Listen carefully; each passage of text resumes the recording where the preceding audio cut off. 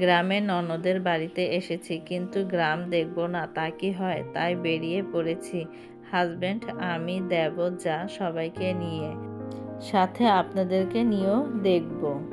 আসসালামু আলাইকুম, আপনারা সবাই কেমন আছেন? আশা করি ভালো আছেন। আমিও আল্লাহর অশেষ রহমতে ভালো আছি। কাছে বা দূরে, দেশ এবং দেশের বাইরে যে যেখান থেকে আমার ভিডিওটা দেখছেন, আপনাদেরকে অসংখ্য ধন্যবাদ। আর ভিডিওটা দেখার শুরুতে একটা লাইক দিয়ে ভিডিওটা দেখা শুরু করবেন। আর যদি আমার ভিডিওর কোনো অংশ ভালো লেগে যায়, তাহলে অবশ্যই আমার চ্যানেলটা সাবস্ক্রাইব করে আমার পাশে থাকবেন। এই তো বেরিয়ে পড়েছি গ্রাম দেখার জন্য, আমি আদনানের বাবা। তো আমরা সবাই এখানে আসছি, আর মনে করেন দুপুরে খাওয়া দাওয়া করি কিন্তু আমরা বেরিয়ে পড়েছি। অতএব আমাদের কিন্তু খাওয়া দাওয়া করতে করতে কিন্তু 4টা বেজে গেছে। তারপরেই বেরিয়েছি গ্রামটা দেখার জন্য। আর আমার ননদের বাসার এক সাইড হয়েছে পুরা শহরের মতো, আর আরেক সাইড হয়েছে পুরা গ্রাম। তা দেখতে ভালোই লাগে। এই তো দেখেন আমার যা আর আমার দেবর কিন্তু দাঁড়িয়ে আছে।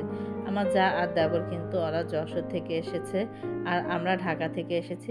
বরঞ্চ আমার দেবর ঢাকায় চাকরি করে, তাই মনে করেন আমার যা আসছে, তা আমরা আবার ওখান দিয়ে আমাদের সাথে একসাথে হয়ে আমরা কিন্তু আমার ননদের বাসায় আসছি। তো এই তো দেখেন আদনানের বাবা কার সাথে জানি জমি নিয়ে কথা বলছিল, কিন্তু ভালোই লাগছিল। আমি আর আমার যা কিন্তু সুন্দরভাবেই হাঁটছিলাম, ভালো লাগছিল। আর এরকম সুন্দর প্রকৃতি দেখতে কিন্তু ভালোই লাগে। দুই সাইডে গাছ আর মাঝখান দিয়ে কিন্তু পিচ ঢালাই রাস্তা, খুব সুন্দর। এই তো দেখেন এখন কিন্তু আমরা মাঠে চলে যাচ্ছি। আর মনে করেন মাঠে গেলেই কিন্তু প্রকৃত গ্রামটা ফুটে ওঠে। এই তো একটা তেঁতুল গাছ, মনে হচ্ছে যে আমার মাথার সাথে বাড়ি খাচ্ছে, এত সুন্দর। এই জায়গাটা কিন্তু চাষ করবে, এর জন্য মনে করেন যে খনন করা হয়েছে, মাটিগুলো। আমার দেবর আবার আমাকে বলছিল যে দেখেন ভাবি, এটা তো টক ফল, আপনারা খেয়েছেন কিনা, টক ফল গাছ। পরে আমি বললাম যে কখনো খাইনি, কিন্তু আমি চিনি যে এটা টক ফল। এই তো দেখেন পুরাটা গাছ ভরা, এই ফলটা দিয়ে ভরা। আর আমি একটা ফল পেড়ে খেয়েছি, একটু একটু টক টক লেগেছে, আমার কাছে ভালোই লেগেছে, কিন্তু কখনো খাইনি, কিন্তু আমি চিনি যে এটা টক ফল। খুব ভালো লাগছিল গ্রামের প্রকৃতি। আর আদনানের বন্ধ হয়েছে, আদনান অতএব যেতে চেয়েছে আমার শ্বশুর বাড়ি যশোর, কিন্তু ওখানে যাইনি, আসছি হয়েছে আমার ননদের বাড়ি। ননদের বাড়ি আবার আমাদের বাসা থেকে কাছে 2-3 ঘন্টার রাস্তা, সোনারগাঁ মেঘনা সামনেই। এই কারণেই ভাবছিলাম যে যাই, যে একটু ঘুরে আসি, ভালো লাগবে। এই তো দেখেন কত উঁচু থেকে নামতে হচ্ছে, আমি তো ভয় পাচ্ছিলাম যে আবার পড়ে যাই কিনা, আমার যা আবার ভিডিও করছে, কিন্তু না, সুন্দরভাবেই নেমেছি সবাই মিলেই। আর গ্রামের কিন্তু এসব দৃশ্যগুলোই বেশি ভালো লাগে। উঁচা নিচা মনে করেন হাঁটার রাস্তা, মাঠ ঘাট খুব ভালো লাগে কিন্তু। আর যেদিকে তাকাচ্ছি সেদিকেই কিন্তু মনে করেন কুয়াশা দিয়ে ভরা, বিকাল সন্ধ্যা সন্ধ্যা প্রায় হয়ে যাচ্ছে, তাই মনে করেন যেদিকে তাকাচ্ছি ওদিকে কুয়াশা দিয়ে ভরা, তা ভালোই লাগছিল। আর দেখেন একটা বক উড়ে যাচ্ছে, আমি আবার আমার যাকে বললাম যে ওই যে একটা বক উড়ে যাচ্ছে। তা অনেক বক কিন্তু এখানে থাকে, ভালোই লাগে। আর আশেপাশ দিয়ে তো দেখেন এখন কিন্তু কোনো ফসল নেই। আমরা যখন গিয়েছি এই সময়টা তেমন ফসল থাকে না, থাকে কিন্তু আপনার ফেব্রুয়ারি মাসে কিন্তু ভালো এই জায়গায় কিন্তু ফসল হয়। আমার যখন ননদের ছেলের বিয়েতে ফেব্রুয়ারি মাসে গিয়েছিলাম, তখন কিন্তু মনে করেন অনেক ফসল ছিল, আর আমি কিন্তু অনেক কিছু নিয়ে আসতে পেরেছিলাম, ভালোই লাগছিল। আর এখন এসে দেখছি যে তেমন কোনো ফসল নেই, মাঠটা খালি খালি, এখানে পানি জমে যায়, যখন মনে করেন পানিটা শুকিয়ে যায় তখন তারাই কিন্তু এই চাষগুলো করে থাকে। এখন সবগুলো রোপণ করছে, মনে করেন জানুয়ারি ফেব্রুয়ারি মাসে কিন্তু সবগুলোই ভরপুরভাবে হয়ে উঠবে। আদনানের বাবা আপনাদের ভাইয়া কিন্তু আমাকে বলেছিল যে এখন যেও না, আমরা জানুয়ারি ফেব্রুয়ারি মাসে যাই। তারপর আমি আবার বললাম যে না, জানুয়ারিতে আদনানকে ভর্তি করাবো, তারপর আবার স্কুল খুলে যাবে, এখন যেহেতু বন্ধ আছে যাই। তা আমি বুঝতে পারিনি যে একবারে মাঠ ঘাট এরকম খালি থাকবে। আর এখন কিন্তু বেড়ানোর ভালোই মজা, হালকা হালকা ঠান্ডা, এই সময় কিন্তু ঘুরতে সবাই পছন্দ করে। আর এমন সময় কিন্তু সবাই ঘুরতে যায়, কারণ ছেলে মেয়েদের স্কুল কলেজ সব বন্ধ হয়ে যায়। এই কারণেই কিন্তু মনে করেন যে সবাই ঘুরে, তা আমিও আসলাম। এই কারণে কিন্তু ফেব্রুয়ারি মাসে আসা হয়নি। আর এখানে কিন্তু সবুজ ঘাস হয়ে রয়েছে।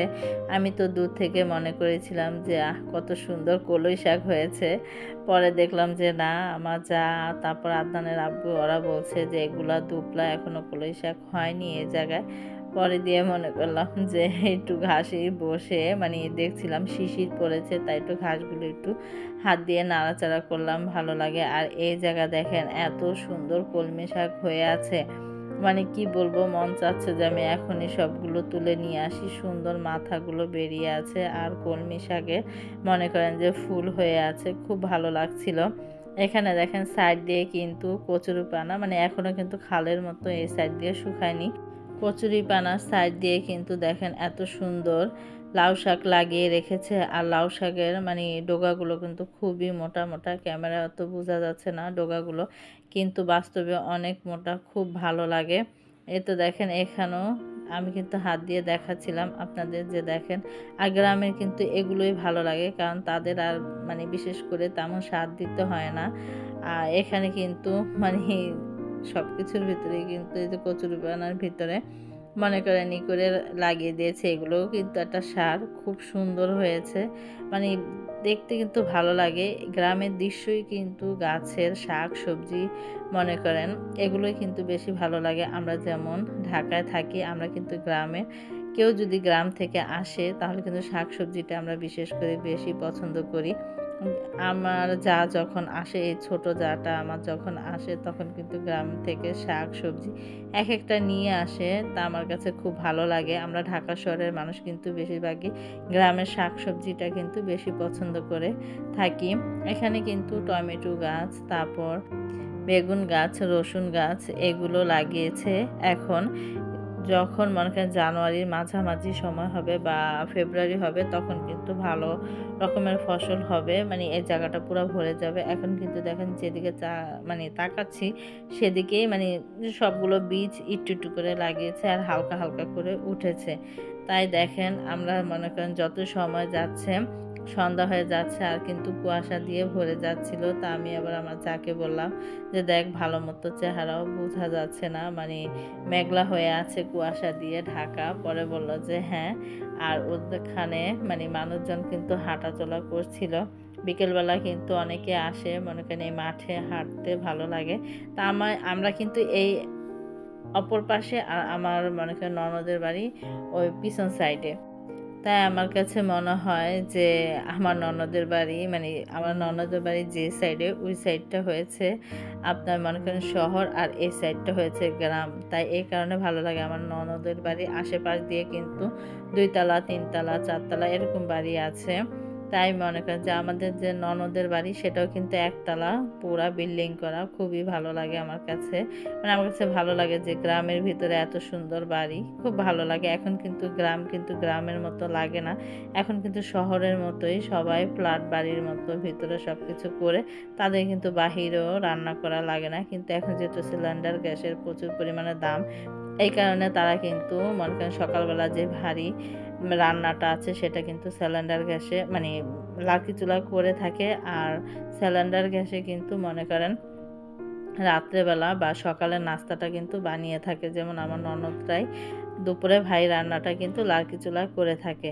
তাই আমরা দেখেন এখন কিন্তু আমরা অলরেডি ঘুরে এসে পড়েছি বাসায়। আমার ননদ আবার নাস্তা দিয়েছে, বলল যে খাও তোমরা। তাই আমার যা আবার কমলা ছিল এখানে মিষ্টি খাচ্ছিলাম, আর মিষ্টিগুলো এত মজা ছিল।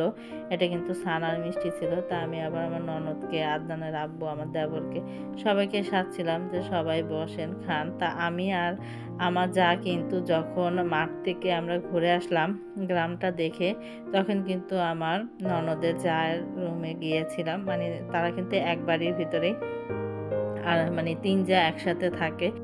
তাই আমরা আসার আগে কিন্তু আদনানের আব্বু আর আমার দেবর মানে বাচ্চাদের সবাইকে নাস্তা দিয়েছে। তারপর মনে করেন যে এখন বলছে যে ভাইয়া ওরা খেয়েছে সবাই, তা তোমরা তো খাওনি, ওই ঘরে ছিলে, তাই তোমাদের জন্য আবার নাস্তা দিলাম। তাই মিষ্টি খাচ্ছিলাম। ভিডিওটা আর বড় করব না। সবাই ভালো থাকবেন, সুস্থ থাকবেন, আমাদের জন্য দোয়া করবেন। আমরাও আপনাদের জন্য দোয়া করি। আল্লাহ হাফেজ।